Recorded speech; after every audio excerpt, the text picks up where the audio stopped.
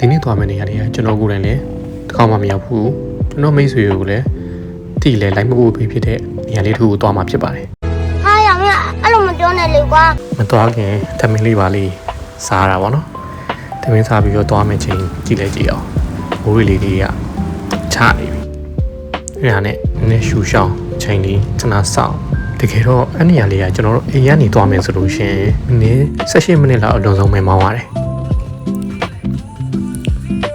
လမ်းမကြီးသွားလို့ရပြီကျွန်တော်ကတော့ရှာရှည်ပြီးတော့ CMU fan နေရာပဲဖြတ်ပြီးတော့လာလိုက်တယ်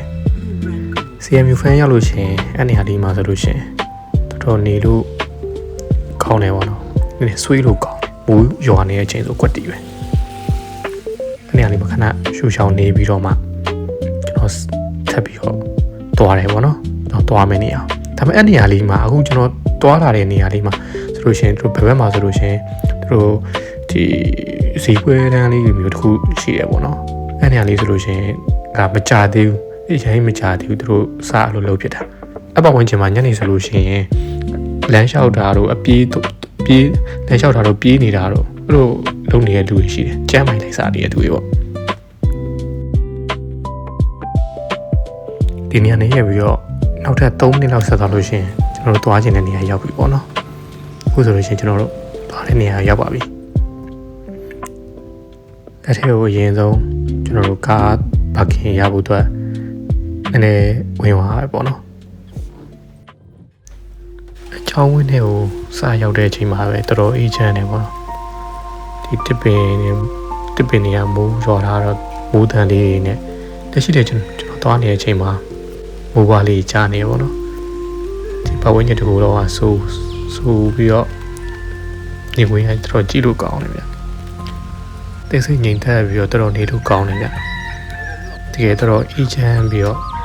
တော်ရဲအချောင်းလေးတစ်ချောင်းရောက်သွားနေတယ်လို့ပဲ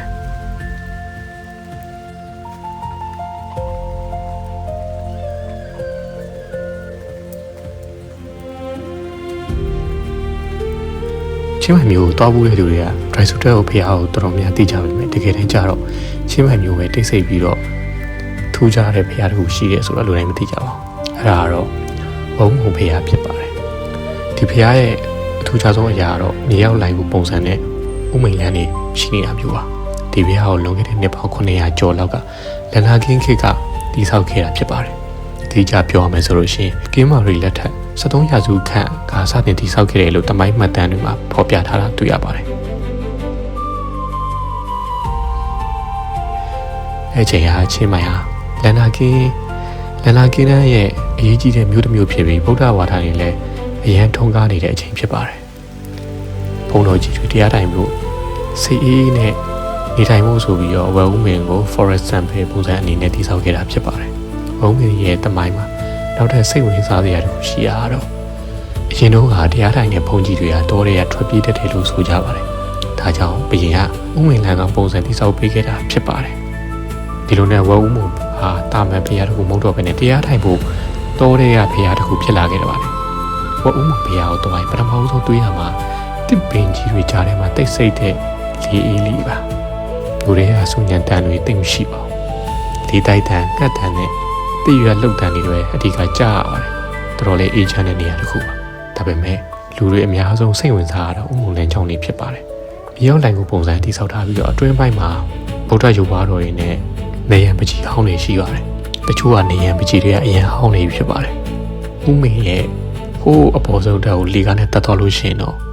ဇေဒီကြီးတစ်ခုရှိပါတယ်လန်နာ architecture style နဲ့တိဆောက်ထားတဲ့ဇေဒီကြီးဖြစ်ပြီးတော့တစ်ပင်ကြီးတွေကြားမှာလုံးဝသိစိတ်တဲ့ခန်းစားချက်ရပါတယ်ဖျားဝင်းထဲမှာရေကန်ကြီးတေကန်လည်းရှိပါတယ်အမှလိတ်တွေငါးတွေကိုအချိန်တော့လူတွေလာခဲ့လို့ရှိရင်အစားကျွေးကြပါတယ်အခုတော့အခြေအနေနဲ့ခံနေပါတယ်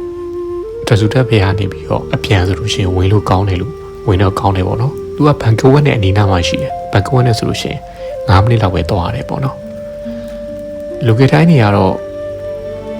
meditation လုပ်တယ်လို့တော့ပြောတယ်ပေါ့နော်ဒါပေမဲ့ဟိုအရင်ကဖြစ်ပါလိမ့်မယ်ဒီနောက်ပိုင်းမှာ meditation တိတ်လုပ်တယ်တော့တိတ်မသိရအောင်ပေါ့နော်ဒီနေရာကိုမလာဘူးပဲသူမရဘူးတဲ့ရှိလို့ရှိရင်သွားကြည့်ဖို့အကြံပြုချင်ပါတယ်နှစ်ပေါင်း900ကျော်တမိုင်းရှိတဲ့ မီလမ်းကြောင်းတွေနဲ့တစ်တော်တွေကြားမှာတိဆောက်ထားတဲ့ hidden gem လေးတစ်ခုလို့ပြောလို့ရပါတယ်အားလုံးပဲနောက်မှတွေ့ကြပါဦး